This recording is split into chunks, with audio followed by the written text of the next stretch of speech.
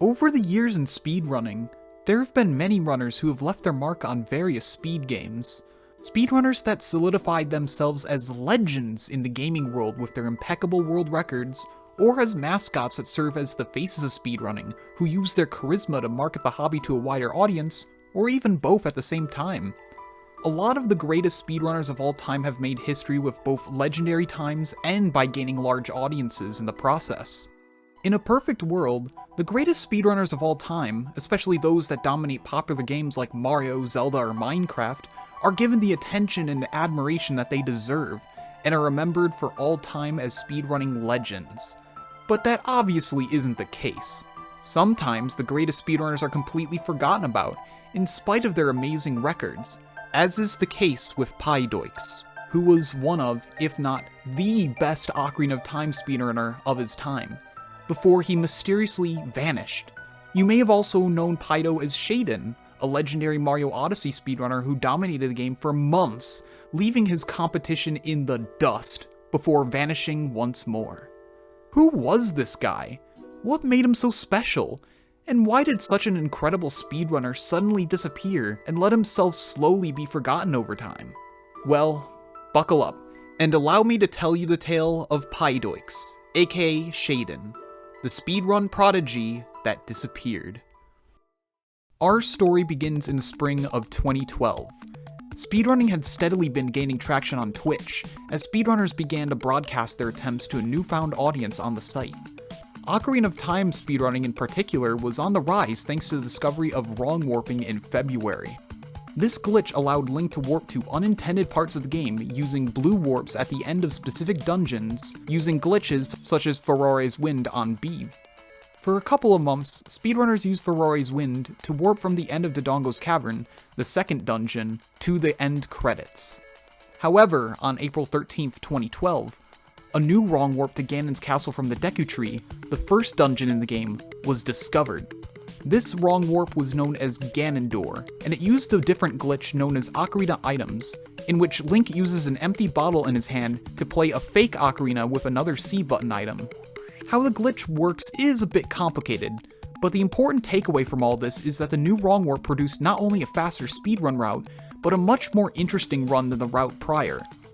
This discovery was massive, as shortly after, speedrunners like ZFG were beginning to beat the game in under half an hour.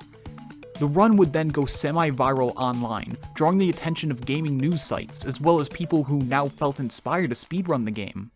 One of these new runners was Pydoyks, a prominent competitive Super Smash Bros. Melee player from Michigan.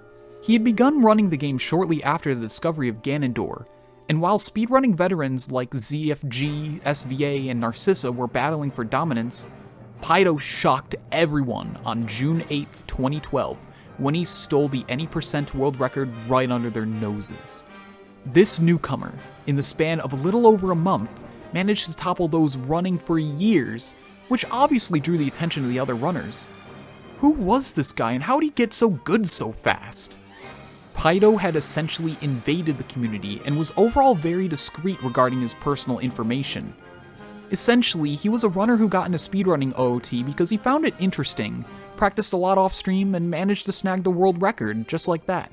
This type of story where a complete nobody steals the record when a new major discovery is made isn't all that uncommon in speedrunning, but usually those types of runners are boastful and were usually put back in their place by the old guard.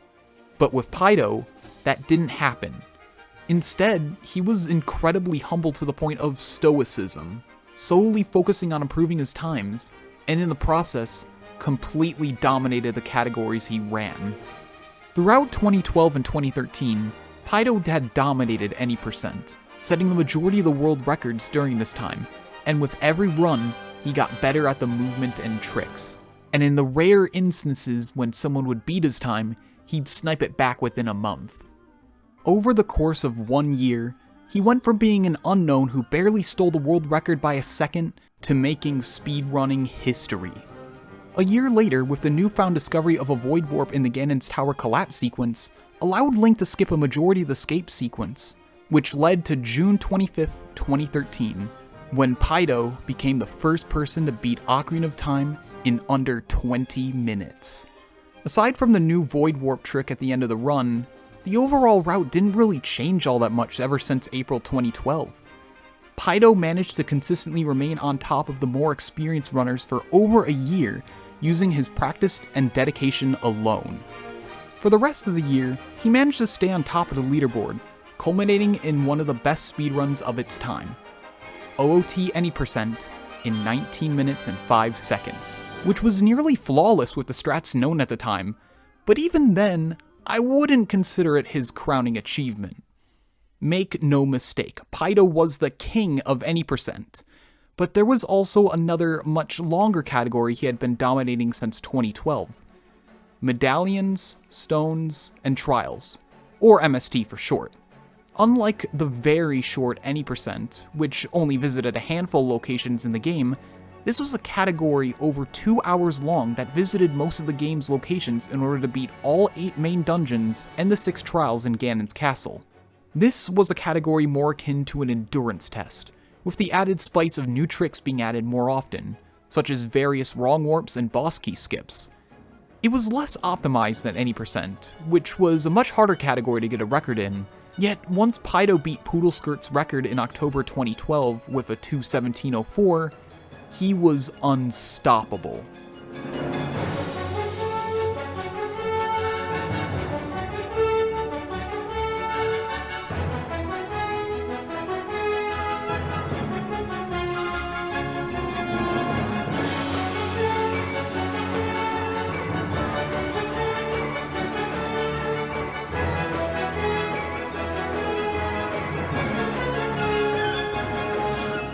On September 4th, 2013, Pydo's insane world record streak in MST peaked with a 2:08:03.